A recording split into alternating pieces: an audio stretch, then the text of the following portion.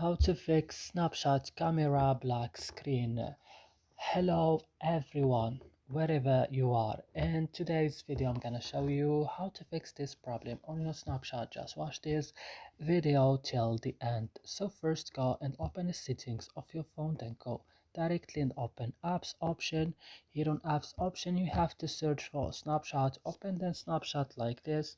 Scroll down and go to storage. Here on storage, go to the last button in the bottom of the screen, clear data, click OK, and then you have to back and click on first stop and click also OK.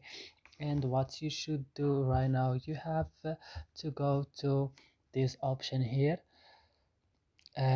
permissions, and go to camera, allow only while using the app, and after this all what you have to do to restart your phone. That's it. I hope this video is helpful for you. Don't forget to like, subscribe in our channel. See you in another video.